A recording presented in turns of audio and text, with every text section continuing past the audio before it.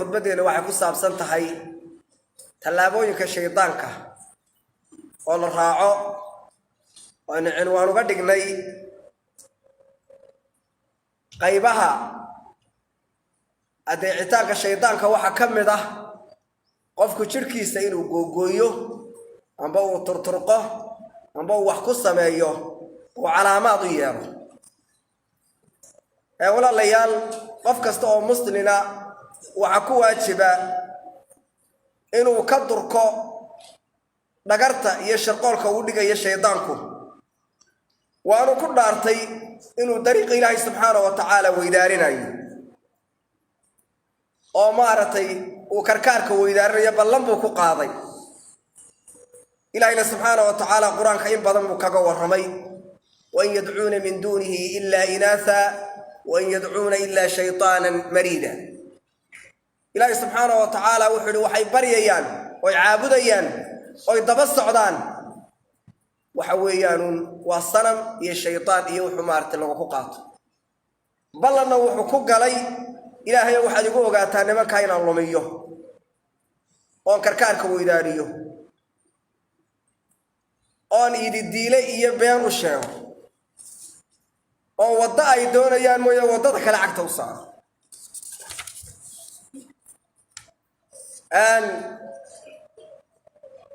sida aayaadka ka muuqata aynu akhrinay wuxuu ku dhaartay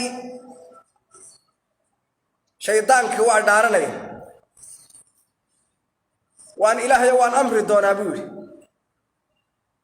waan amar baan siin doonaa dabeedna kaaga markaa way iska leebayaan kii ilaahay subxaanahu wa tacaala ee garo amarkaa markaan siiyo iyaga isku mashquuliyo fitradii aad ugu tala gashay ee ilaahay subxaanahu wa tacaala qofka ku abuuray ee islaamnimada ahayd baa laga leexin doonaayo waddada kale khaldamaan cagta u saari doonaa buu leeyahy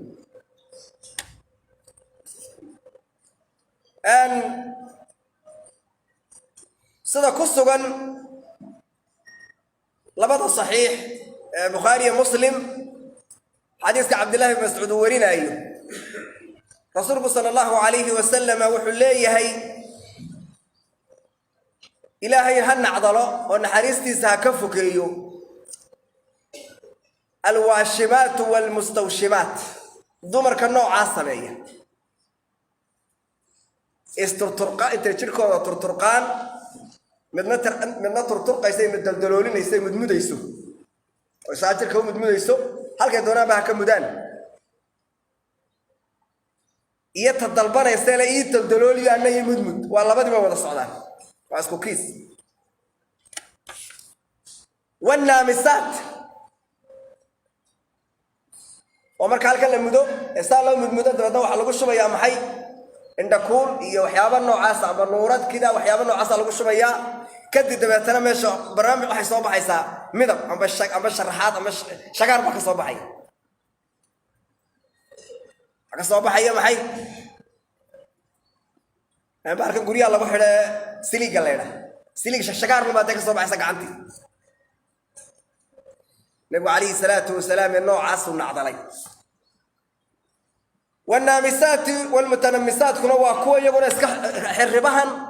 iyo baadadkan iyo kuwana la qoraa iyagana waa la rifaa aynu garanayno sharixi karayno maaha nabiguna calayhi salaatu wasalaam dadka jirkooda saa u gelaya waa nacdalay waxaa kaloo la mid a kuwa ilkahooda iyaguna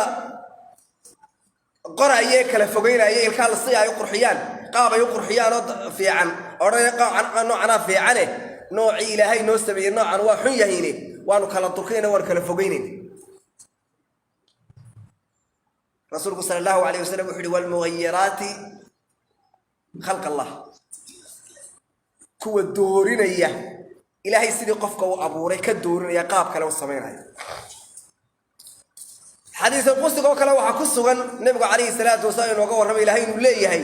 addoommadaydii waxaan abuuray iyagoo xunafa oo toosan oo mudh ah dabeetna shayaadiin baa u timi oo fajtaalathum way leexiso way duubsatay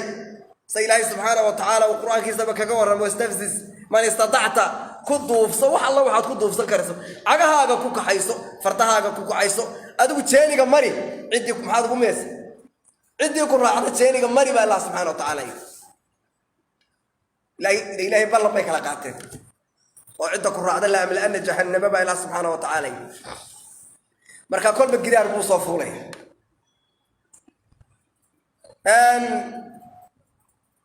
sidaas oo kale fi saxiixayn waxa ku sugan xadiiska warinaya maartay Xumayd bin Abdurrahman wuxuu leeyahay waxaan maqlay Muawiya bin Abi Sufyan ilaahay ka raali ahaade waqtigii markaa uu maamulka hayay ayuu soo xajay dabeetana wuxuu yimi mimbarkuu fuulay dabeetana wuxuu arkay qusatan min shacrin في يد حارس يرى كوسا أو تماعه أو سامارتي وقعنته وهي تيرنا روحوا لمركا معاوية أين علماؤكم يا أهل المدينة غير مدينة وعلماء مدينة ما سبب طوى وحنا رسول الله صلى الله عليه وسلم وينهى بمثل هذا الكيس سنة كلنا هي يعرفون والرسول صلى الله عليه وسلم يقول هي إنما هلكت بنو إسرائيل حين اتخذ هذه نساؤهم هي بني إسرائيل وحي هلاك من markay sidan oo kale samaysteen yani timaha isu dheereysiyeen midba mid tima kale loogu dabataxay wal waasilaatna waa xadiiska nabiga kaleey salaatu ugu soo aroortay in timaha tima lagu sii dabataxo tima kale laga sii dabaysiyo nabiga kaleey salaatu wasalaam waa nacdalay wa allah waxaasi waa nahiy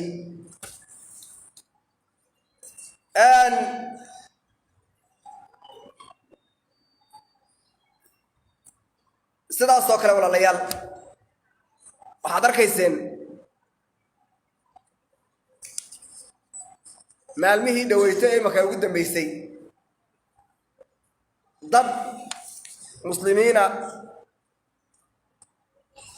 oo samaystay faruuryaha geel oo kale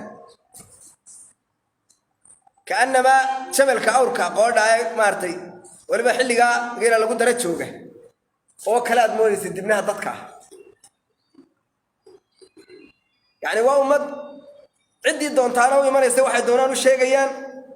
دكتور كي دونانا يمان ايو حدو دونا ميدا ودكيسي كشقين با يمان ايو وحو دونو كوموداي marka safaruriyo iyo madaxu meel wala bartay gacmo yadoo meelaha ina sheekari waxa la waxaasi wax way khudwaat shaytaan way Allah subhanahu wa ta'ala wuxuu leeyahay markuu dhaarto ka waramayo ولا آمرنهم فلا يغيرن خلق الله وأن أمر ما سين دونايو تبعنا فلا يغيرن خلق الله مركزي بدليان إله أستاذ أبو رطية تبع عطا دي الدين تأدي السيستم كي وحي أقول لك تورن ويكتر الله بصريا إله سبحانه وتعالى وحي الحداد أنك عدي كرة عادية هذه هي شقبة لأملأن جهنم كبوحي والعياذ بالله إله سبحانه وتعالى وحن برينا إلهنا هديتك walaalayaal arinta noocaas oo kalihi qofka muslimka ahi waa inuu ogaado meeshan uu adduunyadan ku nool yahay inuu dharaara joogayo waa maalmo yar maalmahaas haddii aanad garanin waxa dantii lagu keenay oo aanad ogaanin innahu lakum caduwun ba ilaahay subhanahu wa ta'ala ina shaydaanku fattakhiduhu caduwa عدو بو إذن يهي شيطانك عدو كدغ هدان قفك اوغانين اونو تا قلبك غشنين halis wuxuu u daaqaya qofkaas inuu maarta si dhib yar uu karkaar ku weydaato bal maanta hadaad u fiirsato dadkaas wax kale ma waa man cid baa la isu ekaysiinaya ila khudwaat shaydaanka waxa kamid inuu gaalada ku dhaawo eego sidan uu xirto surwaalka siida kartoon baalka ku xidho maradana waa dad reer galbeed waa dad ilbaxa waa dad fiican waa dad inaga wanaagsan marka qaabkay u socdaan qaabkay u cunaan qaabkay maartay u labistaan qaabkay maartay u hadlaan waa inaad kaga dayato waa mid khudwaati waa talaabooyinkiisa rasuulku sallallahu alayhi wasallam wuxuu leeyahay man tashabbaha biqawmin fahuwa minhum soo daro marka hawga mid noqdo rasuulku wuxuu leeyahay saaw yahay haduu isu ekaysiiyo xasba waxay ku xidhantay i'tiqaadi iyo maartay qaabkiisa laakiin rasuulku wuxuu tilmaamay qofku haduu isu ekaysiiyo inuu kamid yahay kolba marka qaabku isku ekaysiin ayuunba darajadiisuna baatinka inaga naga qarsoon noqonaysa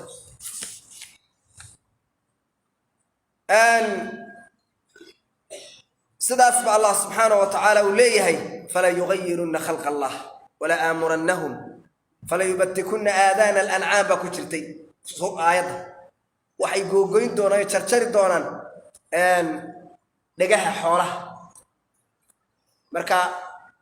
ilaahay quraanka wuxuu kaga warramay xoolo ay sii dayn jireen oo matalan hasha markay dhowr dhasho calaamad baa loo yeelay awrko kale isaga markuu laba saddex doolaysna waa la sii deynaya marka saa'ima iyo baxiira iyo magacyo loo kala bixin jiray marka way jarjari jireen calaamad bay u sameyn jireen aayada horta ahli bacd mufassirin waxay leeyihiin bay ka warsabaata laakiin waa cid kasta oo maxay ilaahay subhanahu wa ta'ala qaabkii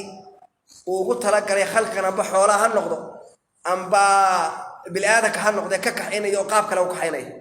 saawgeed ba xataa sumada xoolaha lagu dhigo sumada farabada ba shariicada ku banaanay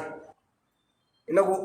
qolo wala wax ma taa amba hangool baanu ku dhiganaa amba bahal baanu ku dhiganaa amba anjiid maxay amba waxbaan ha jiidna aasa neefka waxba ku nooleen walaga yaaba maalin dhan sabrad lagu hayay ataatay wala lagu suntaay marka waxa soo waxay u baahan yihiin qofku inuu ogaado neefkan aad suntayso calaamad yar oo baad soo ku garato ma lagaaga doonayo lagu soo kaxeeyo oo dadkuna kugu yaqaanaan waa intaas marka ila calaamad yar oo toban baa laakiin neefka in dab lagu dila ma ahayn laakiin waa shayga marka shariicada loo eegayo waxaad noqonaysaa marka khudwaadkii shaydaanka aad ku dhacaysa iyo wadooyinkiisii walaalayaal naftayda iyo nafiinaba waxaan u dardaarmaya inuu qofku noqdo fi diin ilaahi inuu kaga noqdo ku noqdo maartay qof soo jeeda oo talaabada uu qaadayo ilaahay shariicadiisa u bandhigo oo maxaa iga khaldan maxaa iga saxan ee culimadiisa uu weydiiyo iyo cid markaa la joogta qof walbana uu fatwada ma aha culimada waaweyn oo kale dad u baahanaysa aniga xataa ay weydiin meesha oo ka waraaninta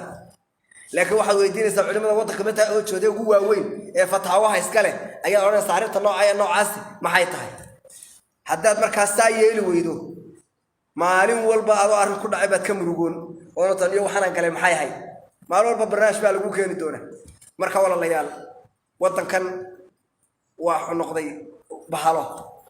bahala galeen ardu sibaac buu noqday dhul bahala galeen oo kale kolba cid imanayso oo dhakhtar kasta imanayo oo maartay la kala goostay nin walba wuxuu doono soo shaqo tagayo marka ilaahay subhanahu wa ta'ala waxaan baryaynaa inuu ilaahay wadankeena inoo hagaajiyo ilaahay dawladda uu inooga dhigo dawlad kitaabka ilaahay subhanahu wa ta'ala ku xukunta oo wadanka iyo ummadda iyo dalkaba ilaalisa ilaahay subhanahu wa ta'ala saasinu baryaynaa summa sallu wa sallimu ra'aakum Allahu ala Muhammad sallallahu alayhi wa sallam امتثالا قوله تبارك يا أيها إن الله وملائكته يصلون على النبي يا أيها الذين آمنوا صلوا عليه وسلموا تسليما